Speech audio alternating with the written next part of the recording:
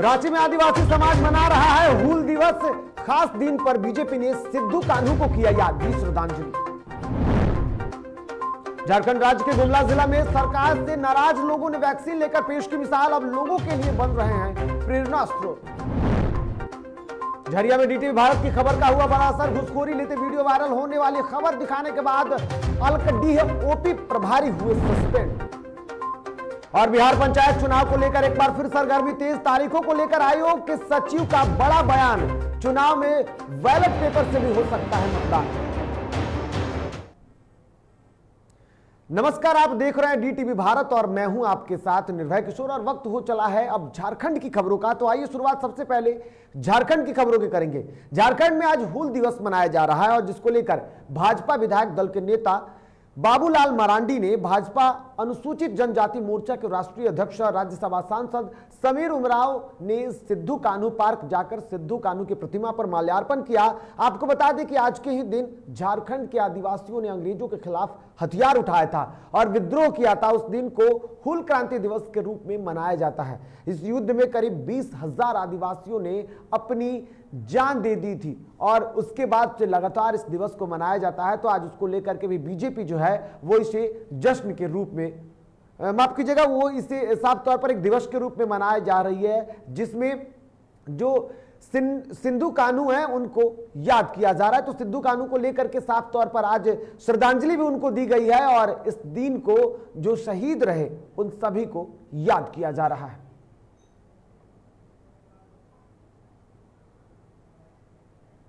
इधर बोकारो में wave revision सहित अन्य मांगों को लेकर पूर्व में घोषित बोकारो स्टील प्लांट में मजदूरों ने हड़ताल किया। इस दौरान मजदूर यूनियन के नेता और सेल कर्मी प्रबंधन के खिलाफ जमकर नारेबाजी की।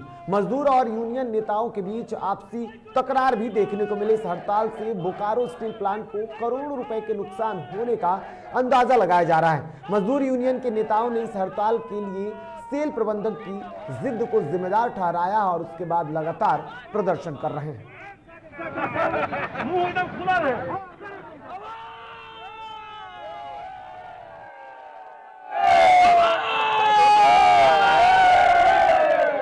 सामने देखिए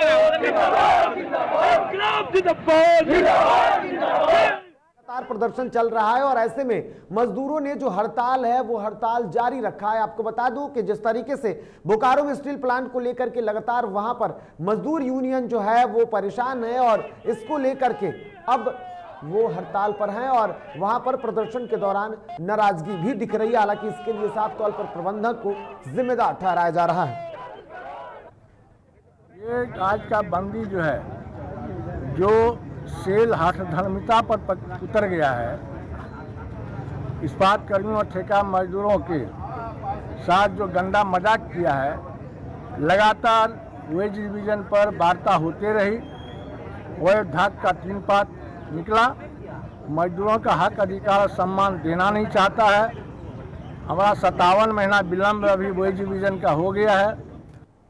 इधर झरिया में पे रिवीजन सहित अन्य मांगों को लेकर पूर्व घोषित कार्यक्रम के तहत धनबाद सेल के चासनाला और जीतपुर कोलियरी में मजदूरों ने एक दिवसीय हड़ताल किया।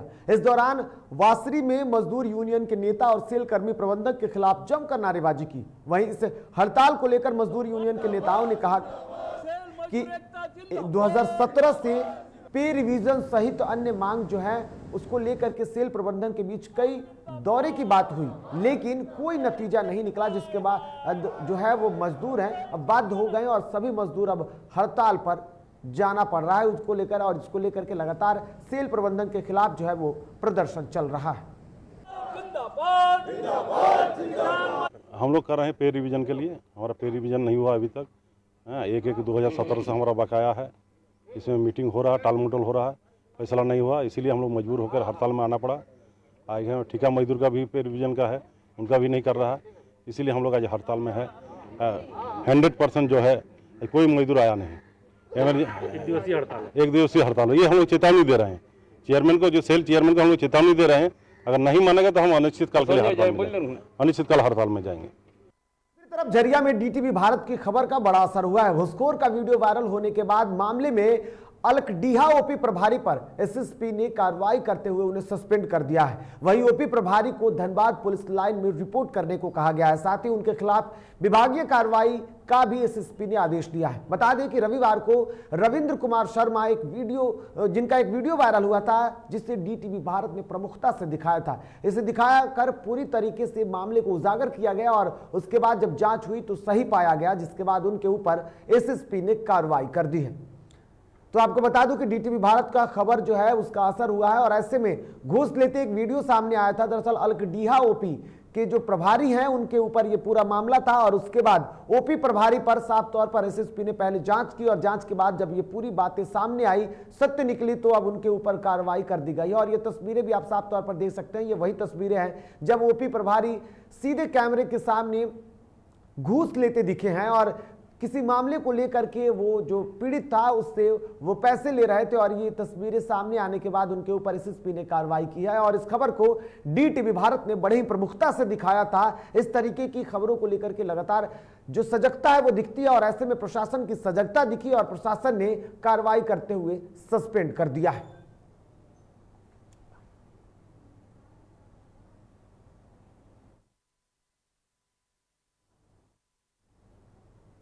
इधर गुमला जिले के चैनपुर अनुमंडल स्थित जारी प्रखंड के परसा तेतर टोली निवासी मुस्लिम समुदाय के 2 युवकों पर धार्मिक भावना को ठेस पहुंचाने और मारपीट के आरोप में गिरफ्तार कर जेल भेज दिया गया है। जानकारी के मुताबिक डुमरी प्रखंड निवासी एक व्यक्ति अपने घर के लिए बाजार से भगवान की तस्वीर लेकर जा रहा था। इस दौरान आरोपी दोनों युवकों ने व्यक्ति को बजरंग दल का कार्यकर्ता समझकर उसके साथ मारपीट की और फोटो को फाड़ करके फेंक दिया, जिसके बाद पुलिस ने कार्रवाई करते हुए दोनों आरोपियों को जेल भेज दिया है। ये कुप्रयास बहुत दिनों से चला आ रहा है। इसी का परिणाम स्वरूप ये लोग हिंदुओं का शक्ति को आंक रहे हैं। इसमें हम लोग इसकी कड़ी से कड़ी कार्रवाई की मांग करते हैं और आइंदे अगर ऐसा होगा तो हम लोग को कानून को हाथ में भी लेना पड़े तो इसके लिए कोई दिक्कत नहीं है। विश्व हिंदू परिषद झारखंड राज्य के गुमला जिले में जहां एक और अफवाह के कारण ग्रामीण वैक्सीन का बहिष्कार कर रहे हैं, वहीं एक गांव ऐसा भी है जहां ग्रामीणों के सामूहिक रूप से बैठकर गांव और आसपास के क्षेत्र में वैक्सीन लगवाकर मिसाल पेश किया। यहां पर जिस तरीके से जो ग्रामीण थे उन्होंने सरकार की कई ऐसी योजनाएं थी जिससे वो दुखी हैं क्योंकि सरकार की सुविधाएं उन तक नहीं पहुंच रही हैं, लेकिन उसके बावजूद भी वैक्सीन लेकर के इन्होंने बड़ा कारनामा किया है और लोगों के लिए अब ये मिसाल बन रहे हैं। ये रिपोर्ट देखिए।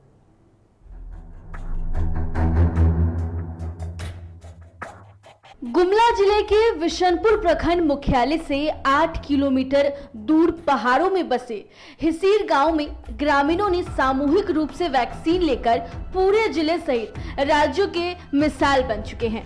गांव में कुल 45 घर हैं, जिनमें महिला पुरुष मिलाकर गांव की आबादी लगभग 250 के आसपास है। गांव के लोग अधिकतर निरक्षर हैं, लेकिन बावजूद भी गांव के लोग कोरोना वायरस संक्रमण से बचाव के लिए कोरोना का टीका लगवा रहे हैं। हालांकि यहां के लोगों को सरकार से नाराजगी है क्योंकि गांव तक जाने के लिए पक्की सड़क नहीं है। ग्रामीण अपने मेहनत के बलबूते गांव तक जाने के लिए पगडंडी रास्ता बनाए हुए हैं, क्योंकि सड़क की सुविधा नहीं होने के कारण शहर तक पहुंचने के लिए पगडंडी पर कोई वाहन नहीं दौड़ती। नतीजा, मरीज को अपनी जिंदगी से हाथ धोना पड़ता है। और तो और कई मूलभूत सुविधाओं से महरूम है ये गांव। ना ही बिजली है और ना ही पेयजल की सुविधा। इसके बावजूद ग्रामीणों की वैक्सीन लगवाने की इस पहल की जितनी तारीफ की जाए उतनी कम है। वहीं इस गांव के लोगों ने पहले जहां अफवाह के कारण स्वास्थ्य कर्मियों को गांव में घुसने से मनाही कर दी थी, हालांकि गांव में अब लोगों ने ग्रामीण सामूहिक रूप से बैठक कर वैक्सीन लेकर अन्य लोगों के लिए प्रेरणा देने का काम शुरू किया है। वहीं इस गांव की एक बेहतर प्रथा है। दरअसल गांव के ग्रामीण पारंपरिक रीति रिवाज के अनुसार गांव में घंटा बजाकर एकत्र होते हैं और ग्राम प्रधान की अध्यक्षता में सभी निर्णय लिए जाते हैं। गांव में छोटे बड़ी हर समस्या का समाधान अखाड़ा में ग्रामीण बैठकर करते हैं। इस दौरान स्वास्थ्य विभाग की टीम हिसर गांव पहुंची तो ग्रामीण घंटों की आवाज सुनकर एक जगह एकत्रित हो गए। बैठक हुई और फैसला लिया गया कि गांव के लिए सभी वैक्सीन लेंगे और गांव के कुल 44 लोगों ने वैक्सीन भी लगवाया। साथ ही ग्रामीणों ने लोगों से अपील भी की कि अफवाहों पर ध्यान ना दें और कोरोना संक्रमण से बचाव को लेकर कोरोना का टीका जरूर लें। ये वैक्सीनेशन के प्रथम चरण में मई के प्रथम और द्वितीय चरण सप्ताह में थोड़ा लोगों के बीच में भ्रम की स्थिति थी। यह सभी जगहों पे था, ऑलमोस्ट सभी प्रखंडों में, लेकिन निरंतर प्रयास करके इसे दूर किया गया है। लोग जागरूक हो गए हैं और इसका महत्व को समझ रहे हैं और लोग वैक्सीनेशन काफ़ी करा रहे हैं। एक एक दिन में 9,000 10,000 लोगों ने हमारे यहाँ वैक्सीनेशन। तो बिल्कुल जिस तरीके से स्थितियां हैं और ऐसे में वैक्सीनेशन सबसे ज्यादा जरूरी है और वैक्सीनेशन को लेकर के ग्रामीणों की जागरूकता दिखी। यहां लोग अधिक पढ़े लिखे साक्षर तो नहीं हैं, लेकिन उसके बावजूद भी लोगों की जागरूकता किस तरीके से कोरोना संक्रमण को खत्म करने की रही, जिसके बाद अब लोग बाकी अन्य जगहों के लिए, अन्य गांवों के लिए प्रेरणा स्रोत बन रहे हैं। फिलहाल यहाँ वक्त हो चला एक छोटे से ब्रेक का। ब्रेक के बाद आएंगे तो आपको बताएंगे कि बिहार में पंचायत चुनाव को लेकर के आखिर में कब तारीखों का ऐलान किया गया है।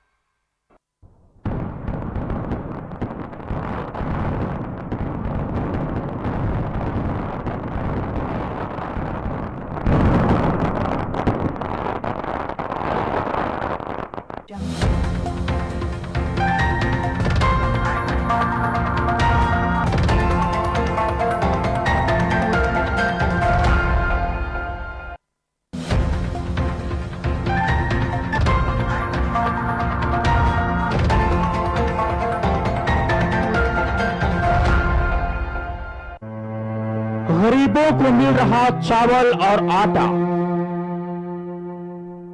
कितना सच है ये सरकारी डाटा। पेट नहीं रजिस्टर भरता है, थाली पर डकैती भला कौन करता है। राशन डीलर की मनमानी, आधी रोटी की पूरी कहानी। ऑपरेशन रोटी देखिए DTV भारत पर शाम 6 बजे।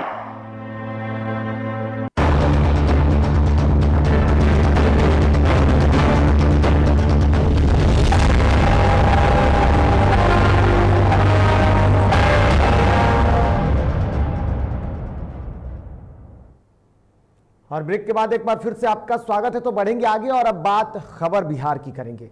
बिहार पंचायत चुनाव को लेकर एक बार फिर से सरगर्मियां बढ़ गई हैं। चुनाव आयोग चुनाव की तैयारी में जुटा हुआ है। वहीं राज्य निर्वाचन आयोग के सचिव योगेंद्र राम से आज खास बातचीत की डीटीवी की टीम ने। जिस तरीके से अफवाहें जो फैल रही है प्रदेश में चुनाव की तारीखों को लेकर के, ऐसे में खबरों की सत्यता को जानने आज डीटीवी भारत की टीम और खासकर संवाददाता निषेध आज डीटीवी भारत की टीम के साथ पहुंचे और उन्होंने जब राज्य निर्वाचन आयोग के अधिकारी से बातचीत की तो साफ तौर पर तारीखों के लेकर के जो अफवाहें उड़ रही थी उस पर अब विराम लगती हुई दिख गई। इस दौरान कई ऐसी बातें थी जिसको लेकर के जब हमने बातचीत की तो सचिव जो है राज्य निर्वाचन आयोग बिहार के जो सचिव योगेंद्र राम हैं उन्होंने सारी तरीके की अफवाहों पर विराम लगा दिया है। इस दौरान उन्होंने यह भी कहा कि प्रदेश में जो तारीखों का ऐलान होगा तो इसके लिए बजाबते पूरी तरीके से सबको इसकी जानकारी हो जाएगी। साथ ही साथ चुनाव में बैलेट पेपर और ईवीएम को लेकर के भी बातों पर उन्होंने कहा कि राज्य में अगर बैलेट पेपर की कमियां होती हैं तो पंच और सरपंच की मतदान जो होंगे वो बैलेट पेपर से होंगे, बाकी अन्य जो 4 सीटें हैं उसके लिए ईवीएम से ही चुनाव कराया जाएगा।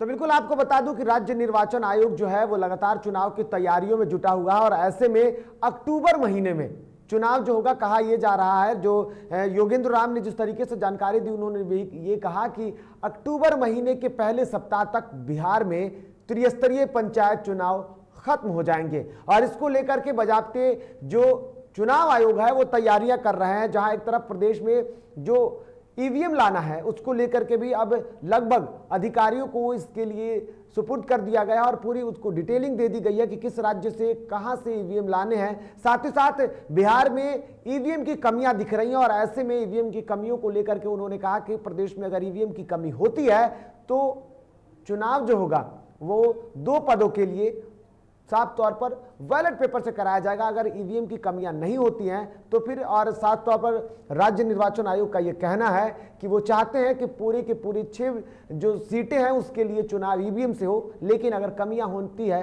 तो फिर इसके लिए बाकायदे चुनाव जो होगा वो ईवीएम और बैलेट पेपर दोनों से हो सकता है। इधर मंगलवार को एसटीईटी अभ्यर्थियों पर हुए लाठीचार्ज को लेकर पटना विश्वविद्यालय के गेट पर एआईडीएसओ ने प्रदर्शन किया और एसटीईटी अभ्यर्थियों को जल्द से जल्द नौकरी देने की मांग की। साथ ही साथ लाठीचार्ज करने वाले पुलिसकर्मियों को अविलंब बर्खास्त करने की भी मांग की।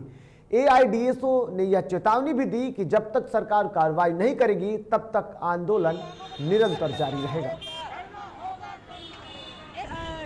अभी तो ये लड़ाई है, इनकलाब जिंदाबाद।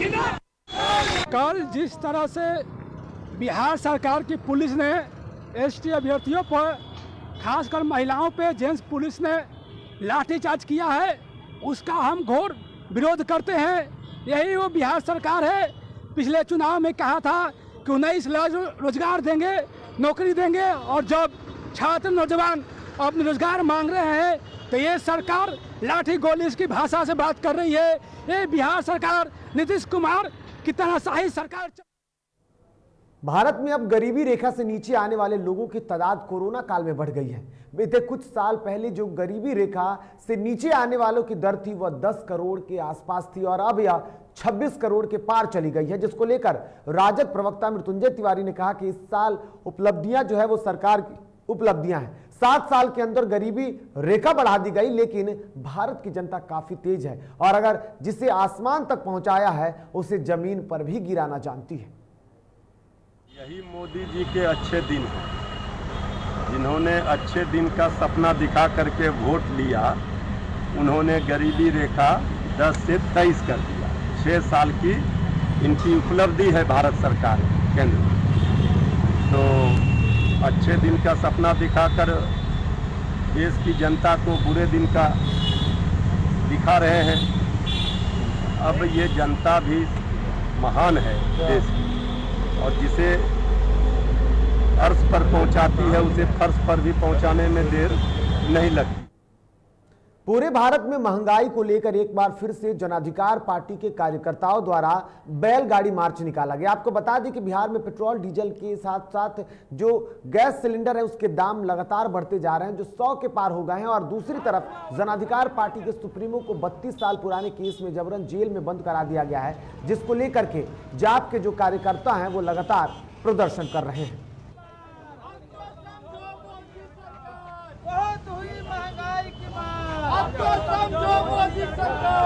आवे दोबारा नेता के नाराज हो जाए, वो अभी बोला अभी नहीं बोलेंगे।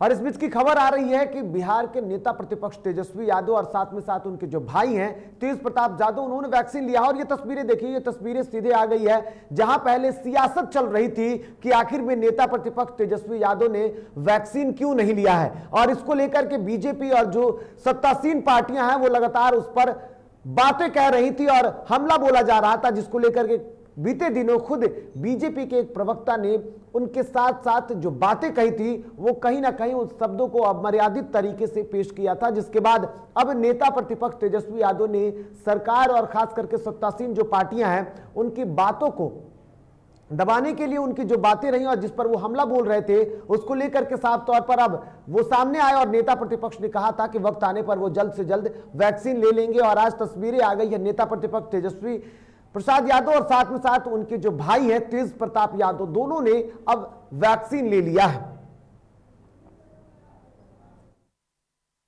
हम लोगों ने टीका लिया।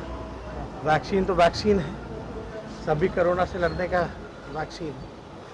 और बहुत पॉलिटिक्स भी हो रही थी इस मामले पर कि तेजस्वी यादव कब टीका लेंगे। बहुत लोग बोलते रहते हैं, बोलने दीजिए, उनका अपना काम है। कौन सा टीका लगवाया आपने? कई टीके यहाँ पर हैं, स्पुतनिक है, हम लोगों ने स्पुतनिक लगाया। इधर लखीसराय जिले के मुख्य बाजार स्थित शहीद द्वार के निकट से जिला मुख्यालय तक जनाधिकार पार्टी द्वारा पेट्रोल, डीजल एवं रसोई गैस की लगातार मूल्य वृद्धि के कारण बढ़ती महंगाई और जाप सुप्रीमो पप्पू यादव की अविलंब रिहाई की मांग को लेकर के राज्यव्यापी टमटम बैलगाड़ी मार्च निकाला गया, जिसका नेतृत्व जाप के प्रदेश महासचिव रंजय कुमार के साथ ही तमाम नेताओं और कार्यकर्ताओं ने किया।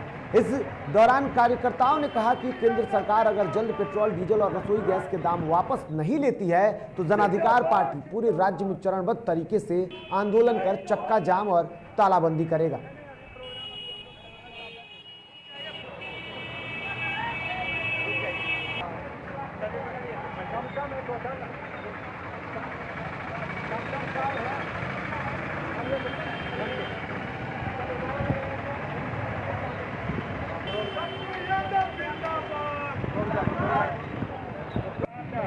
जिंदाबाद जिंदाबाद नहीं तो होगा।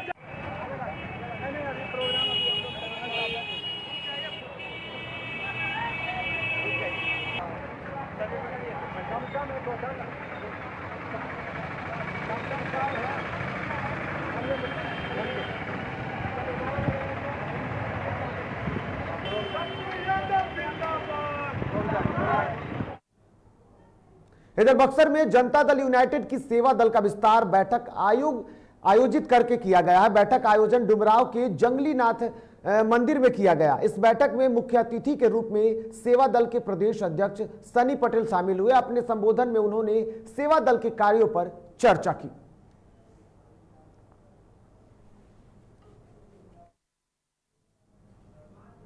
इधर कोरोना वैक्सीन खत्म हो जाने के कारण जिले की 11 ब्लॉक में कोरोना वैक्सीनेशन का कार्य बंद पड़ा हुआ है। लोग टीकाकरण केंद्र तक पहुंच तो रहे हैं, लेकिन टीकाकरण केंद्र पर बंद होने के कारण लोग बेरंग वापस लौट रहे हैं। जबकि कैमूर जिले में 6 माह से 11 लाख तक टीकाकरण का लक्ष्य रखा गया था, जो कि अभी तक 2.25 लाख ही टीकाकरण हो पाया है। आपको बता दें कि कैमूर जिले में 25 कोरोना टीकाकरण केंद्र बनाया गया था, लेकिन वैक्सीन नहीं होने के कारण अब वहां ताला लटका हुआ है। वहीं इस मामले को लेकर के भभुआ स्वास्थ्य विभाग के डीआईयू ने बताया कि विभाग को इसकी जानकारी दे दी गई है और जैसे ही टीका मिल जाएगा वो वैक्सीनेशन की प्रक्रिया को शुरू कर देंगे।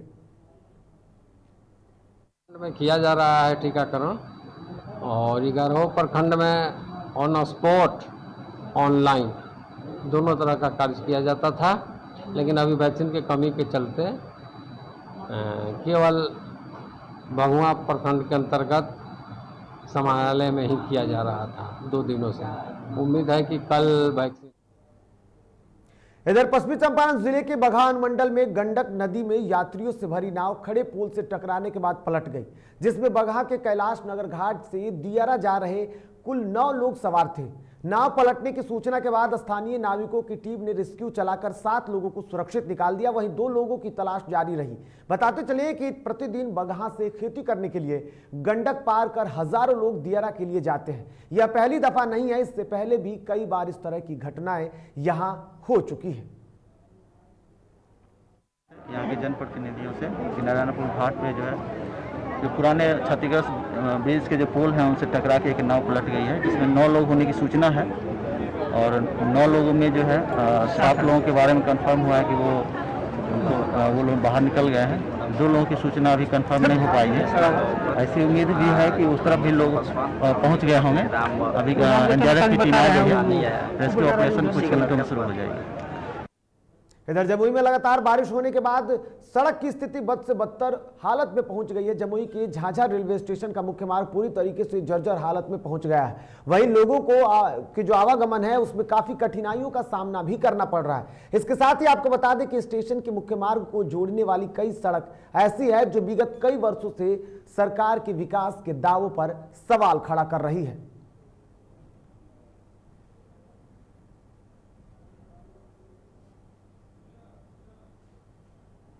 तो खबरों के सफर में फिलहाल इतना ही। ताजा तरीन खबरों के लिए आप देखते रहिए डीटीवी भारत। फिलहाल मुझे और मेरी टीम को दीजिए इजाजत। नमस्कार।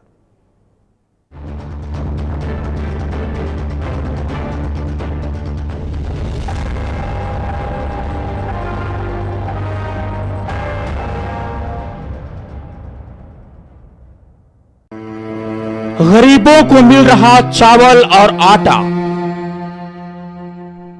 कितना सच है ये सरकारी डाटा।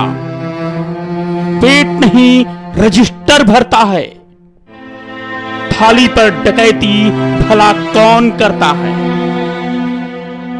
राशन डीलर की मनमानी, आधी रोटी की पूरी कहानी।